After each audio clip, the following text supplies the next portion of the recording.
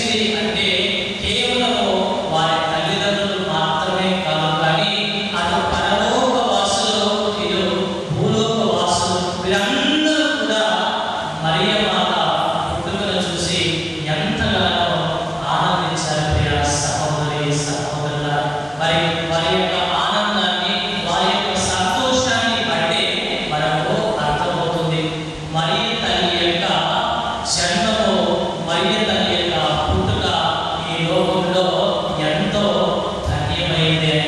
మరి కొన్ని వేల సంవత్సరాల నుండి ప్రజలందరూ కూడా లోక రక్షకుడి కోసము ఎదురు చూస్తూ ఉన్నారు.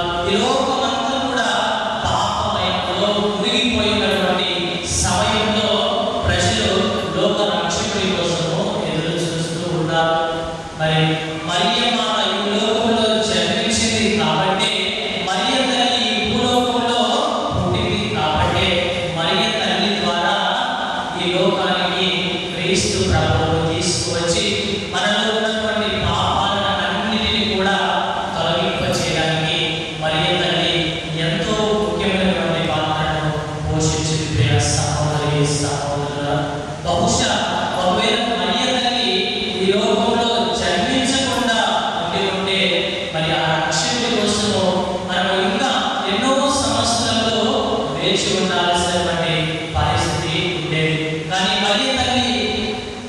మరియ తల్లి జననం ద్వారా యేసు ప్రభువు ఈ భూలోకానికి వచ్చి మన పాపాలన్నీ కూడా రక్షించాడు. అంటే మరియ తల్లి ఒక విలువైనటువంటి, మరియ తల్లి ఒక ముఖ్యమైనటువంటి పాత్రను పోషించిందని మనమందరం కూడా గమనించాలి. మరి ఇలాంటి సువిశేషంలో మనం ఆలకించిన స్వయాన దేవుడే మరియ తల్లిని అమ్మా నీవు ధన్యురాలు, ఇక నుండి తరతరముల దాకా నేను ధన్యురాలని పిలుస్తారని మనకి వాక్యము సెలవిస్తుంది. సహోదరి సహోదరుల, మరి అదే దేవుడు మన జీవితాలను బట్టి, మన స్థితిగతులను బట్టి అయ్యా నీవు ధన్యుడు, అమ్మా నీవు ధన్యురాలు అనే ప్రభువు మన జీవితాలను బట్టి ఆ మాటలను పలుకుతున్నాడో లేదో మనమే ఆత్మపరిశీలన చేసుకోవాలి.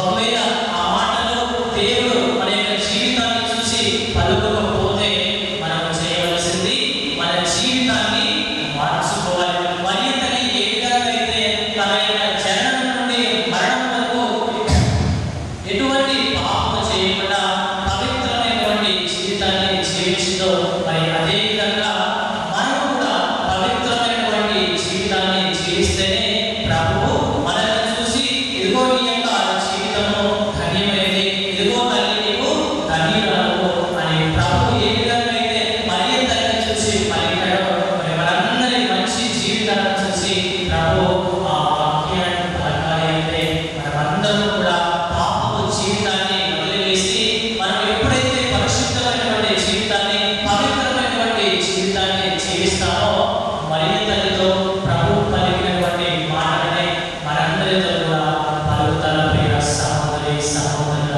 మరి మనము ఈ లోకంలో జన్మించాము అంటే ఏదో ఒక ప్రణాళిక ఖచ్చితంగా ఉంటూనే ఉంటుంది. మనము ఈ లోకంలో జన్మించాము అంటే దాని వెనుక ఒక ప్రణాళిక దేవుడు ఏర్పాటు చేసి ఉంటాడు. మరి మనము చాలాసార్లు కొంతమంది జీవితాలను చూసి మనము అసూయపడుతూ ఉంటాము, వారి జీవితాలను చూసి మనము అసహించుకుంటాము.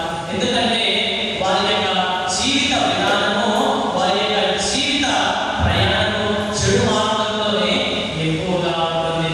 కొన్ని సందర్భాల్లో ఆ వ్యక్తులను చూసి మనం అంటాము, ఈ వ్యక్తి ఈ లోకంలో జన్మించకపోయినా కూడా బాగుండేది, ఈ లోకంలో జన్మించి అనేకమైనటువంటి పాపములు, అనేకమైనటువంటి తప్పిదాలను ఈ భూలోకంలో చేస్తున్నాడు అని కొంతమంది జీవితాలను చూసి మనము ఈ విధంగా అసూయపడుతున్నాం. ప్రియ సహోదరి సహోదరుల, మరి ముందుగా చెప్పినట్టు మరి ప్రభు మన జీవితాలను చూసి మనము మంచి జీవితాన్ని జీవిస్తుంటే మనతో కూడా ధన్యుడు ధన్యురాలు అనే ప్రభు ఖచ్చితంగా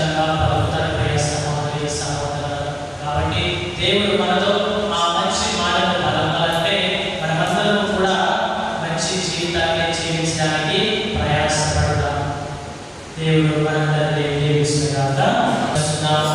ఆ పవిత్రాత్మ వర ప్రభావమున నీ ఏకైక సుతుని గర్భమున మోసెను తన కన్యత్వం ఘనతలను పోగొట్టుకొనకుండా నిత్య జీవములో మా ప్రభువైన యేసుక్రీస్తును ఈ జగతికి అప్పగింపబడిన నా శరీరము.